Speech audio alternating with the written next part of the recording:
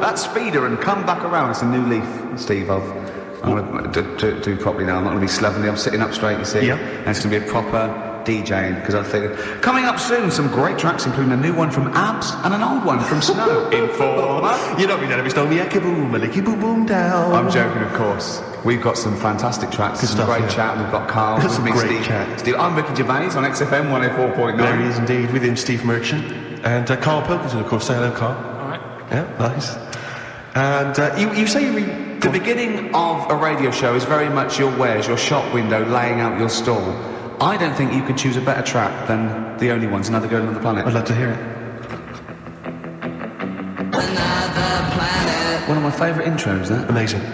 Oh, that was dangerous, because I once heard on Capital Radio, this has got to be the greatest rock intro of all time. And they played Money for Nothing by Dire Straits. Brilliant. Yeah, I can just imagine them putting their head down. I remember a friend of mine when I was at school, he just bought a car and he took me outside to show off the stereo system, Money for Nothing. He just played that. I've never heard the song before. Just played that for its entire 4 or 5 minute duration. It is a good song for the sound system. Yeah, it's a good song for showing off intros and sound systems. Exactly. Yeah. You said you were driving along earlier. You saw someone. It was one of those zooped up sort of sporty saloons. Nice. You know, the big like a Mondale or something, big, and it was blaring out. And the bloke in it was sort of like, I could tell he was 24, but already going bald. Yeah. But from like obviously his estate agency job, not too up. But he's made a bit of money, and he's got, and the salesman was ridiculous. I mean, so loud, and it was going through Covent Garden. He was playing Snow in Informer. Do people remember Informer by Snow? It was a big tune. I don't know. It's great. Yeah, I always enjoy it. Can I bring that in next week? Can we play Snow next week? Well, you can play a tiny little bit. Tiny little bit of Snow. Yeah. Informer. Do you remember Snow, Carl? Yeah, you loved it. Yeah, big tune. Yeah, loved it. Oh, did you? Big tune for you. Happy song. Rick, you were saying that you've turned over a new leaf. Yeah. Is that in all aspects of your life, or is that just in your broadcasting career? Because the reason I bring that up is because, do you want to describe what you were eating just now when we came in? Because you're a 40-year-old man, you've put on a little bit of weight, so presumably you're watching what you eat. Well, no, but it sounded exotic. I went into a cafe and they didn't have a cheese sandwich. Right. And can I describe what it looked like to me? Right, it looked to me like a big slab of cheese. You've just got them to just cut off a big block of cheese, like the size of a CD case. Or one of those double albums, right, of cheese, right? And just lightly melt that for me so it drips over my hand and it gets really greasy in the bag. But just lay some strips of bacon on the top. Yeah, but listen, you've embarrassed yourself. What it was? No, it's a croque monsieur, so it's French. It's a what? A croque monsieur. A croque monsieur? Yeah, and so I thought... I've never heard of a croque You haven't done that, see? You've embarrassed yourself. Is that how it's pronounced? Or is it croque monsieur?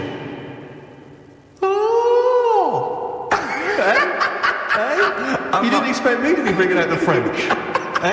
Tu aimes la musique pop? Oui, je t'aime la musique pop. Le plume de ma tongue. Où est le syndicat d'initiative? That means my aunt's pen. So what was it then? It was a croque. Yeah, and it was just too greasy. It was just too... And it was all wobbly. I like toast, like it to be crisp. Sure. It's the thing with like, what? This is rubbish. Play Coldplay.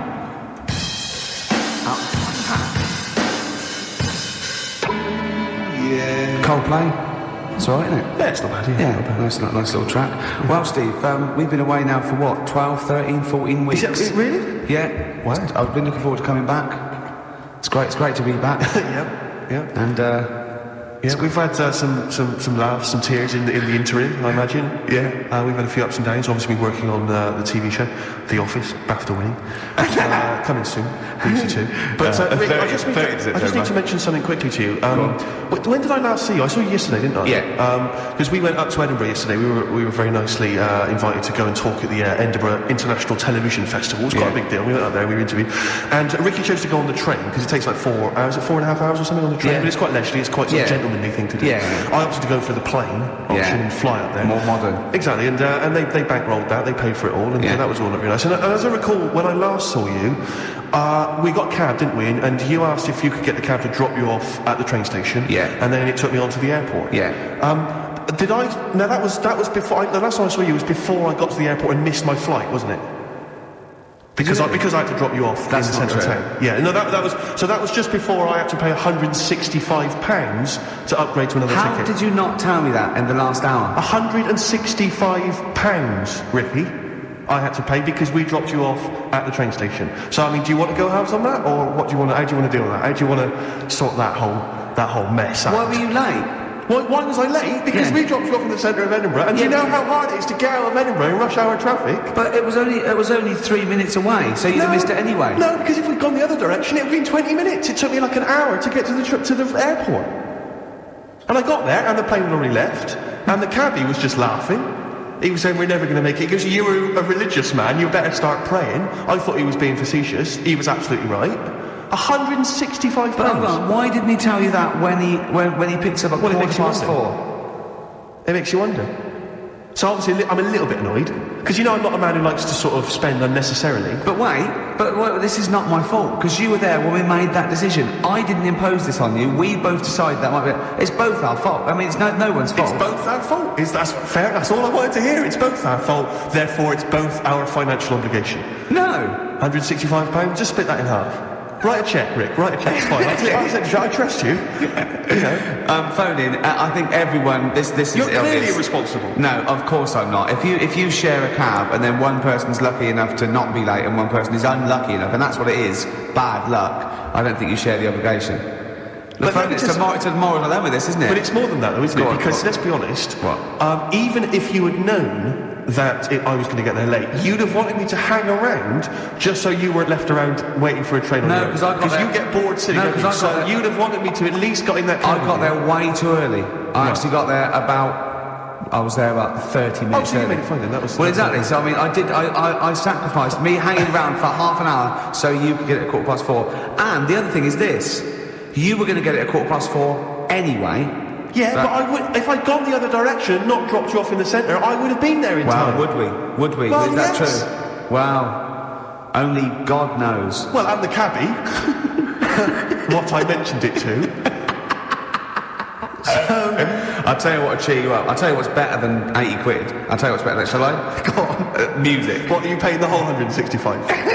Listen, look, I brought in a little track here, Bruce Springsteen off the Tunnel Love album, and I know you're a Springsteen fan. I'm a Springsteen fan. We should just qualify this, because a lot of people who listen to XFM obviously a bit edgy about Springsteen. They just think he's this old, kind of ludicrous 80s rocker, the bandana, you know, the flying the flag, which he never really was. No, that was Bon Jovi. Exactly. Don't confuse Bon them. Jovi. But seriously, no, do you know what I mean? He did write some great music in the 70s, and he just got a little bit kind of pompous in the 80s, but he still turned out some amazing tunes, one of which I imagine is this one, Rick. This one's called Brilliant Disguise.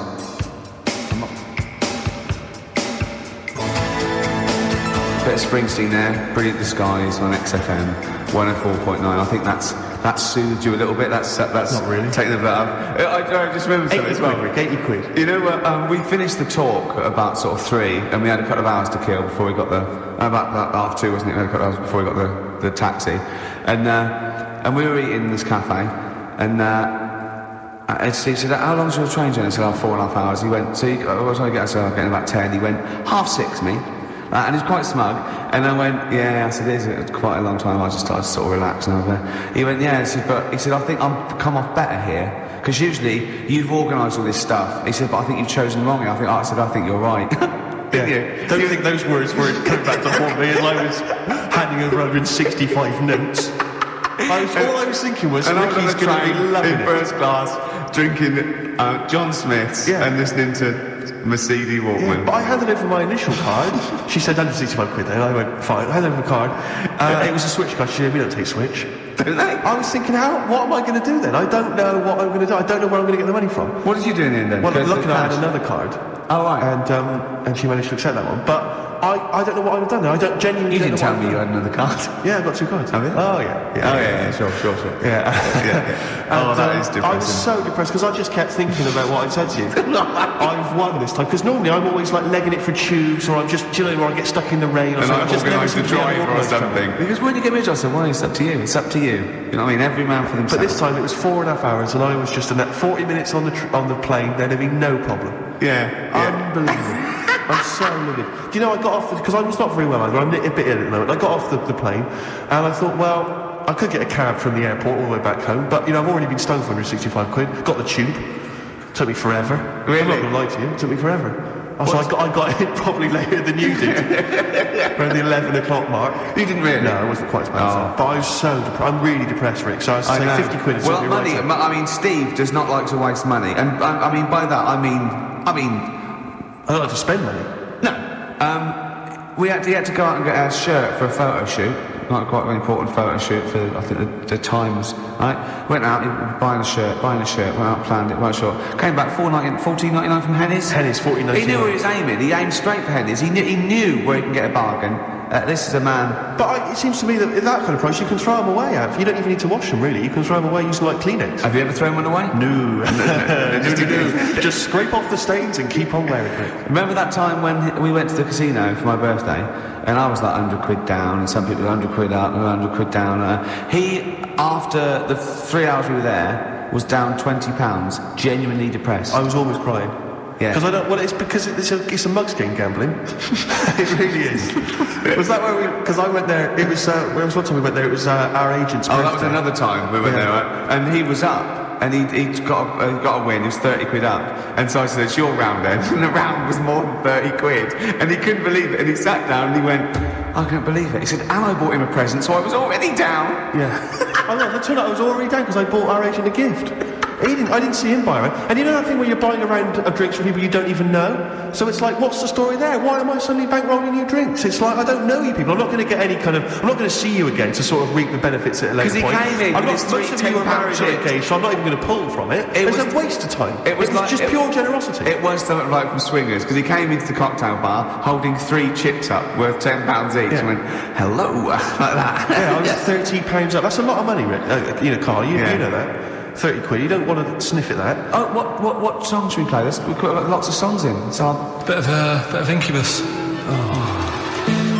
Just to make you more depressed.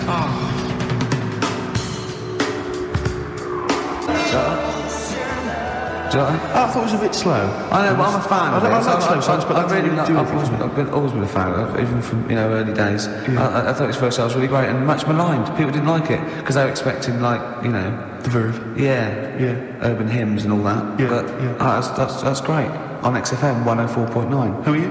Ricky Gervais, who are you? Steve Ritchie. Who's that little round-headed fella? Yes, Karl Pilkington. Carl, we're having a lot of Carl today. He's a bit tired, aren't you? Just a little bit. What happened? You came back from Edinburgh today as well, didn't you, on the plane? This morning. Yeah. Got an early flight. Yeah. It's just annoying me because there's like people on the plane fighting over where they wanted to sit. Surely they've got designated seats. Well, they have, but that wasn't good enough for them. They wanted to sit next to the friends and that. And it's like, well, you can't because you didn't check in together. So that's the way it is. Yeah, done. But the thing is, it's from Edinburgh, 40 minutes. Yeah. And I just don't understand this sort of... You can stand for that long, can't you? Well, why do you have to sit next to the person anyway, to be honest? I mean, fair enough, if you're going on a long flight, someone to talk to, but for 40 minutes, it really doesn't matter. I never want anyone to talk to. I don't want anyone sitting next to me to talk to me. Why? What are they there for? What? I don't mean people I go with. I mean if I'm travelling alone and I sit next to someone, I don't want to talk to me. Yeah, but...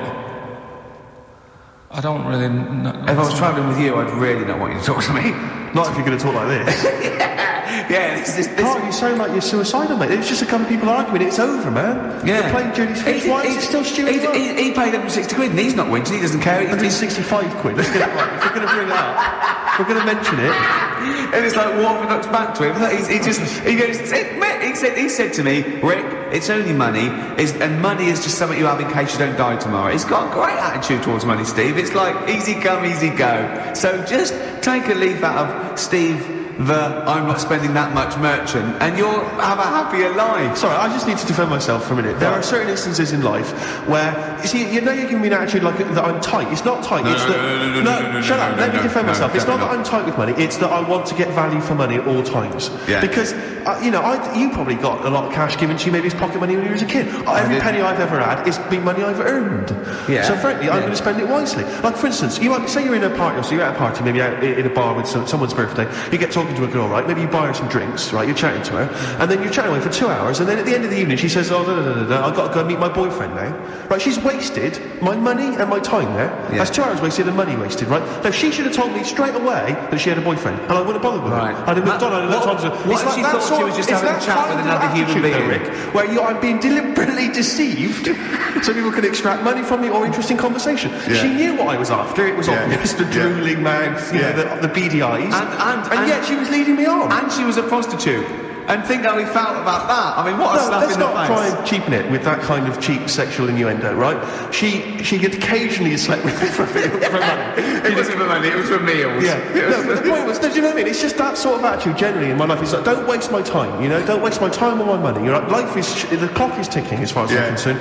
And, you know, and so just, if you've got a boyfriend and I come up and I'm chatting you up, just let me know and I'll move on. I won't bother you. Yes, please. I'm glad you mentioned that, because I feel they should definitely introduce some kind of badge. You see, the problem is that women without boyfriends will be wearing those badges now, and you won't be able to. You know what I mean? You won't be able to say, have you really got a boyfriend? No, I just think there should be some kind of there should be an etiquette, there should be an understanding. Yeah. You know, because they can see what I'm after. It's obvious. Is it obvious, yes, is it? I make it very clear. You're not a subtle man. No, I just come over and pant. Do you still try and attract their attention by throwing small rocks at them? Yeah. Has that ever worked? Occasionally. Is it really? You know, the desperate ones or homeless ones. Oh, the homeless ones. He said to me, he came in to work and he said, I gave a homeless girl £1, right? Because I fancied her. He said, is that wrong? Is that really bad? I don't think it is, you see. I don't think it is, because it seems to me if she was an attractive homeless girl, then she deserves some of my money.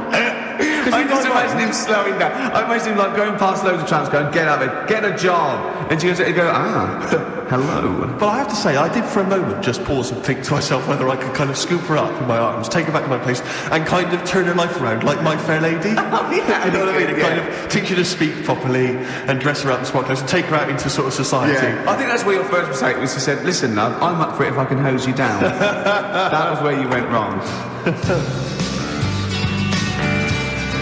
Smith's Cemetery Gates, great, wasn't it? Always cracking. Off Queen is Dead, voted best album of all time, I think, in an enemy poll. I don't think it is their best album. Strangers Here We Come. I agree. I agree. Yeah. Cracking. Anyway, Carl, so people are arguing on the flight. How did you enjoy Edinburgh, by the way, anyway? Because I saw you up there briefly with you and Nick Frost, your new mates, Nick Frost and Simon Pegg. You know, he prefers them to us now. I know, I could tell that from just talking to him. It was just the way he was sort of looking at them, he was just smiling at Nick Frost. It's his new best chum. You know Nick Frost, don't you? Would you have preferred it, right, if I went to Edinburgh and had to sit with some people that I really didn't like? Would you have been happier for me? No, do you know? But so I had a great time with Simon and Nick, and they're nice people. But he kept going to oi, Nick, tell Ricky that story. And Nick and Simon, all it was, right? And their ghost stories. He loves them because they believe in ghosts. Oh. It's not just they're that. great blokes with great sense of humour, just because they believe in ghosts. They go and tell him that. He goes, how do you explain that? I was going, well, I wasn't there. What was that one you told me and it was completely wrong? About the... It was, it's years ago. Oh, yeah. In olden days, when ghosts roamed the earth. Once upon a time, you mean? Yeah. Some doctor or something who was into, like, the way bodies work. They got their head cut off. The doctor? Yeah, he was doing a bit of an experiment. And he cut his own head off? Okay. And it was about, he said, when my head's in the basket, I'm going to blink my eyes. Right. Okay, sorry, hang on, let him finish. And, so the doctor has chopped his own head off, and then he's told everyone, I'm going to blink my eyes. He's in the basket, and he goes like, right, I'm going to blink my eyes about, as many times as I can. So quick, count them. And they count, and he got to like 15 before he died. Now this is how Carl told me that. Till Nick Frost explained that, Carl told he said, right, well a bloke, right, he had his head cut off, and when his head was in the basket, he went, count how many times I can blink. And I went, well that's rubbish. No, and Nick went, well no, he actually said when my head's in the basket. He went, and Carl went, all right. I said, Carl, do you know the subtle difference? Do you see the subtle difference? I have to say though, guys, I still don't really understand what went on there. You've both lost me. The story is that a bloke who'd been found doing... You mean that Carl just explained it and that was a clear version? Because I still don't know what you're talking about, Carl. Well, this bloke had his head cut off at experiments against God. He was a doctor in in olden times. Yeah. And when they cut his head off... Why did they cut his head off? Because it was... he was crimes against... Exactly, he was executed, yeah. And... he said to his assistant, when my head's in the basket, I'm going to blink, count how many times I blink and write it down as an experiment, right? Carl told it to me, like his head was cut off and he went in the basket, and when his head was in the basket, he looked up and said, count how many times I blink. Yeah, I love that. I love the difference in that story. Yeah. Both rubbish, but, one's possible and one isn't. You believe anything that you're told except when we tell you the truth. Right, here's one. ghosts and that we got talking about. Sure. And Nick said, right, he said, you'll like this one. He said, my auntie was having loads of problems. Why are you whispering? It's not illegal to talk about ghosts on the radio. No, but It's eerie. so the auntie's in the house and that, and furniture's moving about all the time. Oh, God. And they were like, no. Steve, he told me this one. This is such rubbish, mate. No, come on, let's listen. I'm going to sit back and enjoy it. I'm just going to watch your face, Steve. Right. Sorry, so I missed the beginning there, Carl. There's an auntie. Basically, Nick's auntie. Right. In the house, things moving around all the time. It was just annoying every time she tidied up. It was like It was just annoying. making a mess. It was one part annoying to two parts scary. Yeah. So stuff was moving around all the time, and they said, right, rather than we need an housekeeper. rather than having the house a mess, until we sort this out. I've got the vicar coming round. Stop moving stuff around. Oh, yeah, go on. They said, That should be in the pants drawer. let's put all the furniture in one room, right? So just have one room that's a mess, and have all the others empty. Because I love the poltergeist can't really... It can move wardrobes around, but it can't open the door to put it in another room. Yeah. Poltergeist going, I'm just making this room messy. I wish someone opened the door so I could... Go on. Yeah, but so all this stuff's in this room. So they moved all their furniture into everything. one They room. put like the drawers in there and everything, and it was really uncomfortable because they were all like on top of each They other. sat in the room with all the stuff. Yeah, they had to because that's where the 3-piece suite was. Okay. Oh, God. So they sat there like all crumpled up and that, but nothing can move because it's so tight. I think things were trying to move. Yeah, but everything was so tight. It's They just boxed that poltergeist. So anyway, one night they sat there like sort of a bit awkward watching the telly and that, and you hear some banging in the next room. So she goes, oh God, what's that? Oh, he had moved in, had he, the ghost? So to some of the empty rooms. So there's this He's bang- moved some friends and family in. There's this banging about going on. No, so listen, she gets up, right? Yeah. And what it is, they had the baby in the next room because there wasn't much room for the cot. Right, so they left the baby with the ghost. So they go into the room where the baby is, and the banging is like, do you know those plastic balls you get that you can chuck around the room and like they go mental? Right. The ones that you chuck once and they keep bouncing for ages. That was bouncing around the room. Wow, what, the baby had thrown it? Hitting all the walls, and the baby was there, stood in the cot, sort of laughing. Right. And looking at the ball, and wherever it looked, the ball went. Yeah. And then she said, stop doing that. Yeah. And the ball just stopped. Did it? And it rolled a bit and stopped. Right. So the baby had thrown the ball and it was watching it as it bounced around the room? It wasn't throwing it, it was in control of it. No, the point is, Steve, the baby has been doing it. It would have been the baby all along. The baby had been messing with the furniture. It was So a it's baby a that had super the power. Yeah, it's a baby that had the power. Special baby? It's a baby that had the power. It's What a baby that had the power. What- the what's power the power? of telekinesis. Right. They were then trying to convince me that telekinesis was not like all the other stuff that I didn't believe in, but that was a science. Right. Telekinesis was possible. Yes. Yeah, it's not like ghosts and demons and all that sort of. Telekinesis is different. Yeah, That's yeah. a science. But Nick's auntie saw it, and I love the fact that you're telling me that someone else's auntie saw it. So I should be satisfied with that. Yeah. I should be satisfied with that. I mean, So does she still live in one room with all her possessions? no, I think the baby grew out of it, apparently. It grew The up. baby grew out of it. So it doesn't use its telekinesis powers? No. Well, no, it's like in Carrie, innit? She was upset for a bit, and then she got over it. Okay, I'm just going to say one thing, Carl. That was a film. Do you want to play a record or? Get free. All right, on XFM 104.9. Can I just tell you a story that Carl told me a couple of weeks ago? Is this another ghost story? Another Yeah, spooky it is, story? yeah. I called him out. What he did? He said, I've just been reading ghost stories again. He said, you don't believe in them, but how do you explain this? Right, I went, go on. He said, I'll tell you what he told me. He went, bloke, right, just sitting at home, doing, watching telly with his cat. And the phone rings, and it's a bloke going, is that fire in your oven okay now? Because your wife called. And he went, Carl went, well, one, there was no fire in the oven. Two, he wasn't married. I went, right. Go on. He went, well, then, right, there was a knock at the door, and there was two sort of people in sort of white coats, and they came and said, we've come about that fire. Your wife called us. He went, one, there isn't a fire in my oven, and 2, I'm not even married. Right? And he said they saw the cat, and they looked at the cat. It looks a bit weird at the cat came out. And he said, and then he went back, sat down. Good point. His logic is impeccable. So anyway, this is going on. Anyway, he spoke to me the other day. I said, how are things? Are you all right? And he said, oh, being ripped off. I said, why? He said he ordered, do you know the place where he got a new bed from because he cut the other one off, yeah. Right? He got this bed out of a catalogue.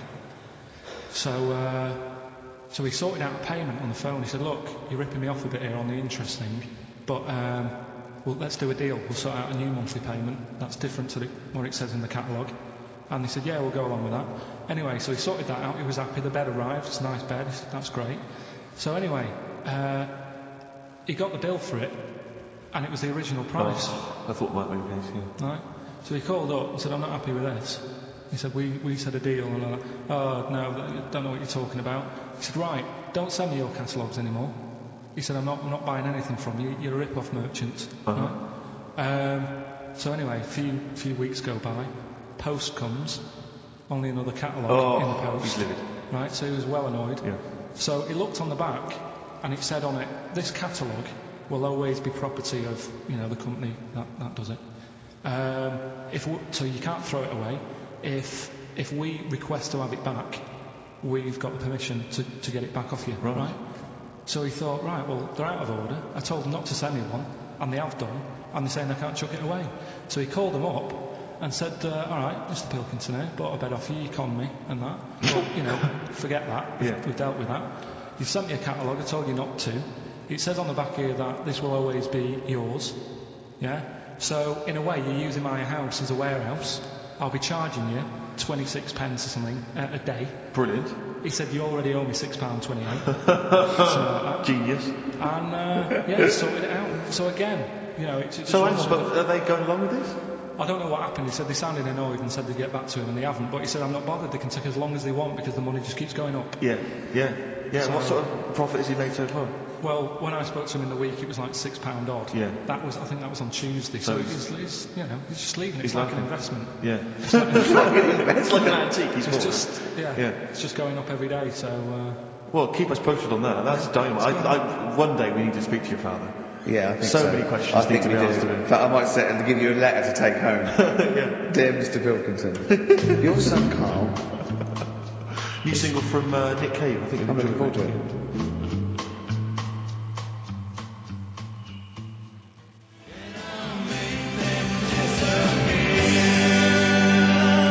That's the forthcoming single from Nick Cave from his album Nocturama. That's called Bring It On. That's great. I must admit, I was a latecomer to Nick Cave. He's extraordinary, yeah. I mean, years into his solo stuff before, I decided that he was brilliant. Yeah, he's fantastic. He's fantastic. I had some exciting news this week, Karl. You'll be pleased to find out. I'm worried that you might get a little bit jealous because it's obviously going to impact on your world quite strongly. Because I know you like things to be quite samey. You like the status quo to be maintained. You like the fact that in the past, we've had some crosswords. Because I remember, what did you think of me when I first walked in? When I first came in on the first day of XFM? I don't know why you're making a big deal. Do you want to bring? I'm just being honest though. I'm just being honest about a lot of people who see you for the first time sort of go, well, he's a bit weird. I know that Steve that you brought it up, and then you're again. But I'm sure that wasn't what he said before. No, he didn't. Yeah, well, he's a bit weird. Yeah, well, he looked at you, and I knew. I could see by the look of his face. You know when your kid and your kid's sort of scared of something, and they go, "Why is your kid?" And goes, "Oh, he doesn't like pigeons or spiders." Right. It was like that when I saw Karl, and I brought you in, and I went, "What do you think of that, Karl?" I could see the look on his face that he was disturbed. Sure. And then, as he said. You get used to it, don't you? Yeah, you get used to it. And you have changed a little bit. Your hair's a bit smarter now, and you've got some nicer glasses and that, I think. Or I might just get used to it. Whoa! Don't bring it up, Steve. Don't look at me like that. So you say that you think some other people in the office thought the same? Do you know that for sure? Karl. Did you discuss it? Karl. Yeah, I think they do, yeah. Okay, leave it there then. But not just in the office. As you walk through the It's worse than you ever thought. Well, no, it's not worse than I ever thought, because as you well know, Ricky Gervais, what did I do on Thursday morning? Oh, is this the thing...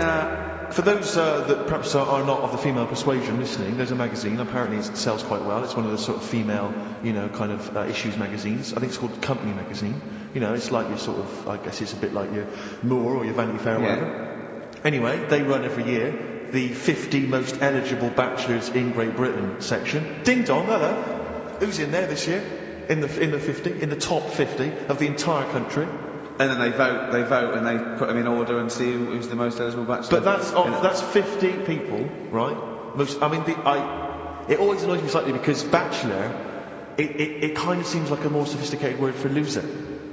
Yeah, no. Which always sort of unnerves me. And also they try and do a different 50 every year, so they're getting pretty desperate to get different ones. Because also a lot of people who are sort of like successful, are married, so there's very little to... Go on then. There's a huge... I don't know if this is international, it could even be international, I'm not sure actually. So I could be up there with the likes of Justin Timberlake, etc. So Fred Durst, that sort of person, you know. So anyway, this is what's exciting, right? Although I'm slightly frustrated because they were telling me that last year, because what happens is the readers of the magazine, they vote for who they think is number one, most eligible bachelor, right? Last year, the prize was a 2-week trip in the Bahamas, okay? This year, I'm rather annoyed, because all I'm going to win is a moped. That's the prize this year, that's the prize this year, a moped. Whoa, backtrack. What? Sorry? Last year was a 2-week trip to Bahamas, and this year just a moped. All I'm going to get is a moped. All you're going to win is a moped. Yeah, you've got no chance. You've got no chance. Who else in it? Well, I mean, I don't know. Lots of people you've never heard of. I know Duncan from Blue. So you're second to him at least already. I imagine you're going to come behind the other 49. Because there are people voting for me. They need to vote for me. Yeah, Steve. They'll see my photo and they can vote for me. Yeah, according to Heat, I was 22nd most sexy man in the world. I better take that helmet back. I would.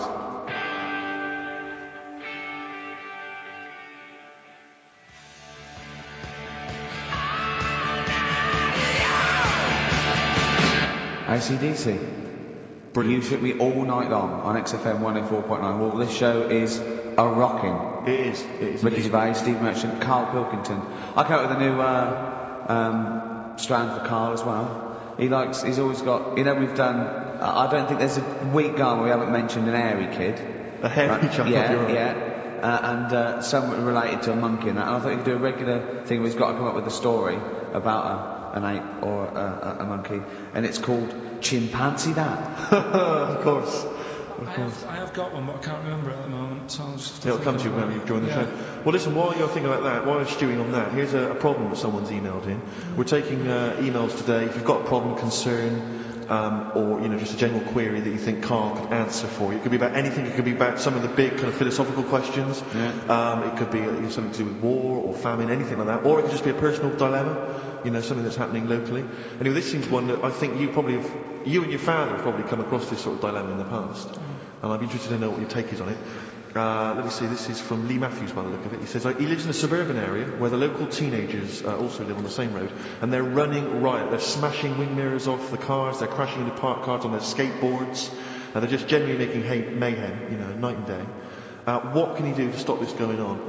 The parents of the kids don't seem to give a damn. Anyone who complains to them, they just say, oh, piss off. The police are useless because they never catch them in the actual act of violence, which is what they've got to do to apparently convict them. So they don't know who to turn to, really. It's rather like when a little old lady went and got the 18, It's a great note, and he was dressed as an elderly Chinaman. Exactly. She knew who he was. Colonel Decker didn't have a clue. Yeah. See, it's weird because now it has got out of hand. Do you know what I mean? Like years ago when I was growing up on the estate, you had problems, but not like you have now. Do you know what I mean? Summers were nice as well, weren't they? Well, it did seem that way, didn't it? Yeah. Right. And police are getting shorter, aren't you? But you yourself kind of admitted in the past that you were something of a tearaway. You didn't do anything like these kids here. The thing is, I was scared that if I got caught doing it, my dad would go mad. Yes. And I remember smashing a car window by accident and legging it in the lounge and sort of pretending to go asleep on the settee. Right? Jesus. And I heard a knock at the door. He chloroformed himself just to be unconscious when his dad came home. And there was a knock on the door, and I thought, oh God, this is the fella who saw me. I was chucking a stone in the air, seeing how high I could throw it. Of course you were. Did it keep landing on your head? That would explain a lot. And it came down. Chucking a stone in the air, love it. See how far I could throw it. Brilliant. So I wasn't bothering him. Did you invent that game? Did you get the stone for your birthday? Go and play with your stone. He gave one to Suzanne. Carl, go and play with your stone. The thing is, right, and it came down at a funny angle, and Of course it did. It hit the back of this car, and the back window is the most expensive because it has that heating thing in it. Yeah. Because you've got a frosty window. Yeah. So I thought, oh god. So I legged it in, got on the settee, went to sleep, knocked at the door. Genius. It's a brilliant plan. It's a brilliant plan. I couldn't be guilty. I was asleep. So I love the idea. So the thing is, our lounge used to sort of, you could see in from the door, right?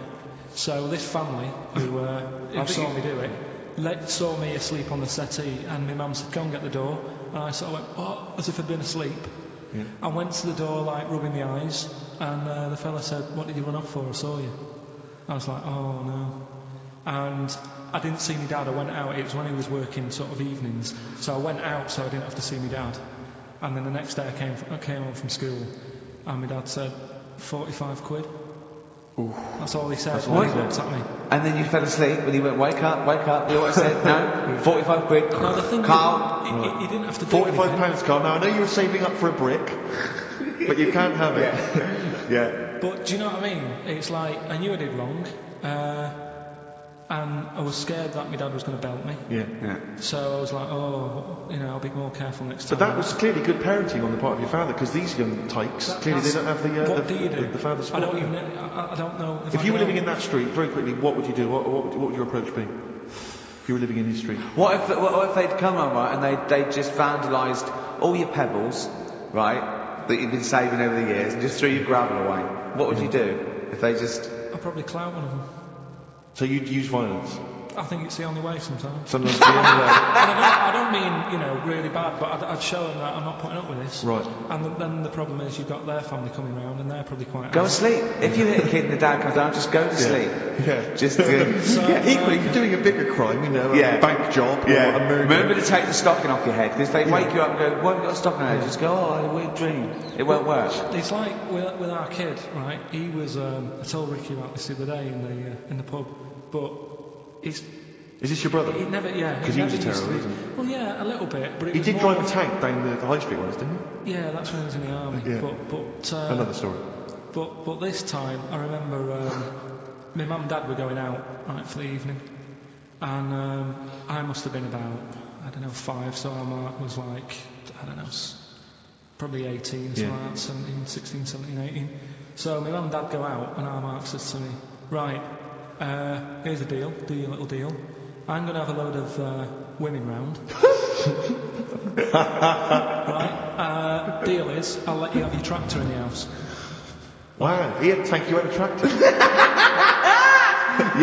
but his brother didn't have the rocks that Carl had. No. So he needed the tractor to put his toys along. What was he? He brought a bunch of women round. So yeah, there's loads. But do you know when you're a kid, you don't think, I know what they're up to. You're not bothered, are you? Do you know what I mean? As long as I've got my tractor, I'm happy.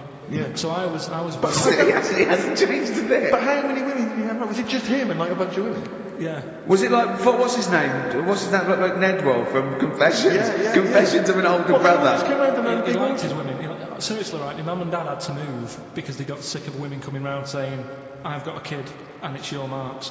They had to move because it got that bad.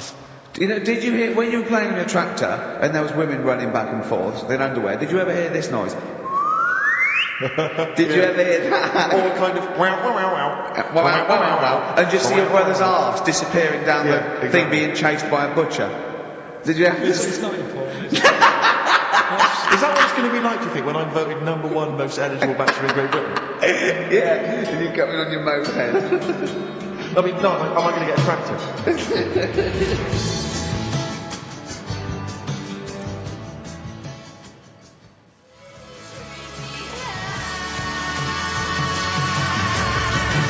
Cheering brakes, painkiller, open brackets, summer rain, close brackets.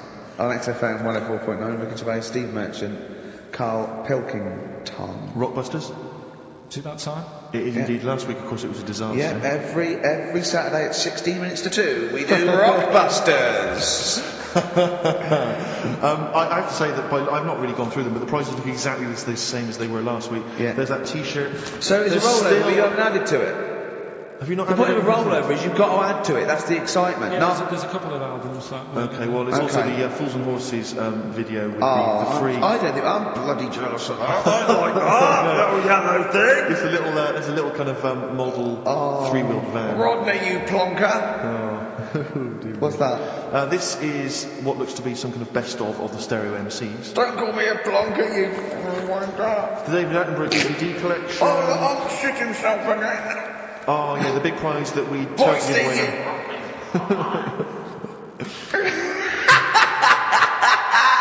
Best chill out. Who is that supposed to be an impression of? Which member of the cast is that? Is that Cheeky Dell? I don't know. Best chill out album ever, the best guitar volume 2, and of course for all our fans, Doctor Who, The Aztecs. That's on DVD, and that's one of the William Hartnell Doctor Who. Alright. That's the worst impression I've ever heard. That's brilliant.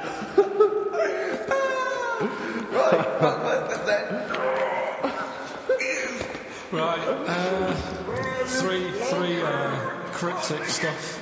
Oh, come on. Right. Rodney, Three. I can't do it. no, come on! Right, three cryptic clues. Some of which may be wrong. Yeah, and don't take the letters literally. Yeah. Right, go on. And some initials, and it makes up a band. So here we go then. There's three of them. You email in ricky.gervais@xfn.co.uk. Yeah. Right, here we go then. Sure. Number one. The weather stinks, doesn't it? The weather stinks, doesn't it? Yeah. That's R. That's all right. Right. The weather stinks, doesn't it? Yeah. Second one.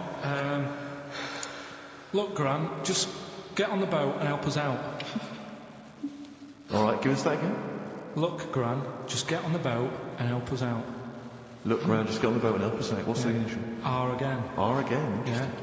And then the third one, if you're going to do that with your drink, I'd let it settle for a bit before you open it. CK. CK.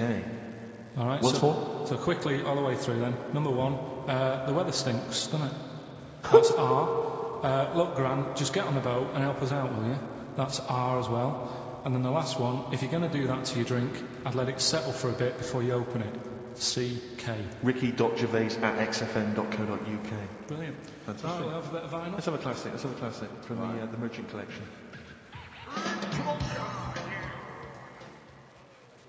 Rick Gervais, Steve Merchant, Karl Pilkington, all right, Carl? What's the matter? Huh? Just, you know what's the matter. What? Should I explain? If you want. I'm sort of an independent adjudicator, and I couldn't help but notice that you both went out to make the teas, but only one of you came back with a wig made out of that poppy stuff that you pack. Bubble wrap. Bubble wrap, yeah. And he didn't want me to do it with sellotape, so I kind of did it with elastic bands that I found. Apparently it hurt his ear, it's cut into his head, and look at him, he's annoyed. I don't know. There's not many times I've ever done any form of work really where halfway through it, let's say a 2-hour live radio show, one of the people has said to the other, "Can I make out of this big cardboard box a bishop's hat for you?" Well, I did that, and start fashioning that. And Well, you should be and the concentrating on the sellotape show. hurt his eyebrows. So when we went to the kitchen, I kind of did it with elastic bands, and that was cutting into his ear or something. I don't know, making excuses. Carl, you are here for Ricky Gervais's amusement. I think if you check the small print of your contract. Have you got anything interesting about a monkey or an ape, so we can do chimpanzee that? I know something that a lot of other people know, but I'll Well, let's do it then. Chimpanzee. What's it called again? Well, should we do a jingle? Well, do a little jingle for us then. Oh, chimpanzee that! Brilliant. That's great. Right. So I look forward to that every week. Yeah. And what's Go your on, what's this interesting chimp fact? fact? Right, it's about this monkey ages ago. Of course. Don't know where it happened. 17th century? I think it was a chimp. Right. Got caught having a fag. What do you mean, do I narrow it? Oh, narrow it down. Loads of chimps are caught with woodbines. Right. You got caught having a fag. So it was sent to court, And was it underage? It was. And it got someone to go into the newsagent for him. Did he get a bigger gorilla to go into the newsagent to get 20 Rothmans? It ended up doing time. Because it was. Go back a minute. Wait a minute. Whoa. No, I don't know. That's as much as I know. So there's no point questioning. That is as much as you know, isn't it? Quite literally. Sorry, but why did he go to prison? It's against the law to have a monkey having a fag. In a built-up area.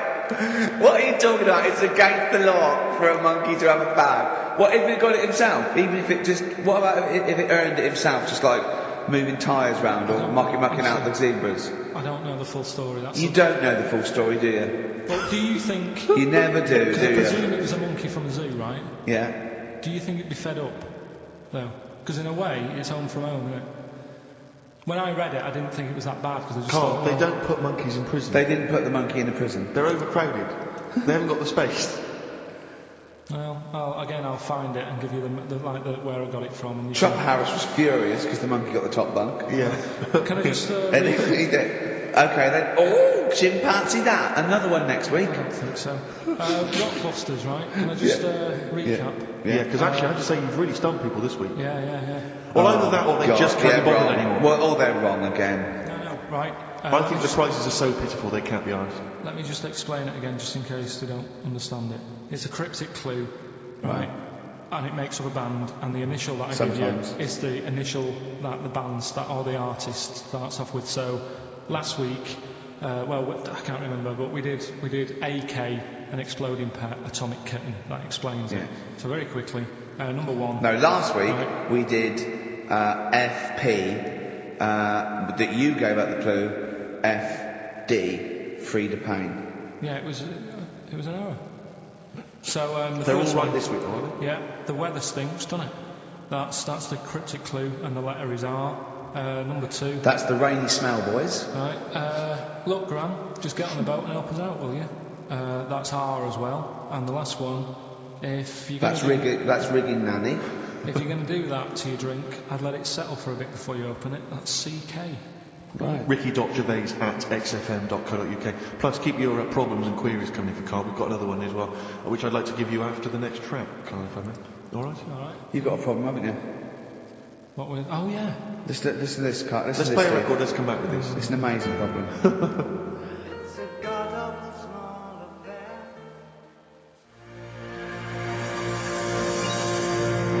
Wow. You're getting celebrities asking you questions now, Carl. That's David Bowie. Is there life on Mars? Do you reckon? I reckon there's more going on than just us messing about. I reckon. I hope so. I think. Tell Steve your problem that you aired to me. Well, do you know like I'm always thinking about stuff when I'm washing up? I'm just going to look at Steve for the reaction when this question comes out. Okay. There's been a few things I've been thinking about. Do you know like how I try to confuse a computer by putting in Y in the search engine? Yeah. So along the lines of that, I was thinking in the week, if you put a chameleon on a mirror, what would happen? Right. And also, this is a bit of a bigger issue. We're always making more and more stuff, right? In the world, big buildings, big planes, big boats, and that. Will we ever get to a point where all this is too heavy for the world to handle? Right, what error has he made there, Steve? What physical, scientific error has he made there with that question? I can't begin to explain it. Carl, we're not getting the rocks from other planets. It's already here. It's like having a big pile of books in a room and then moving them over to the other side of the room and building a thing going, oh, can the room take it? I'm building a lot of things out of these books. What about plastic? Where's that come from? Other chemicals that existed on the planet. Yeah. Do you see the point? Hang on a minute though. What about a little tree? You plant that as an acorn, it grows, Rick. That's bigger, that's more stuff. Yeah. Don't listen to him, Carl. He's patronising you. What about acorns and that though? Right, they grow from minerals and proteins already in our atmosphere or in our the mass of Earth. What about a cat, Carl? Right, you get it, it's a very tiny kitten, but it grows up and it's bigger. Carl, he's doing it on purpose. Elephants, they're very small to begin with, but they get bigger and bigger and bigger, and so they get heavier and heavier. Mind you, dinosaurs have gone. You know, but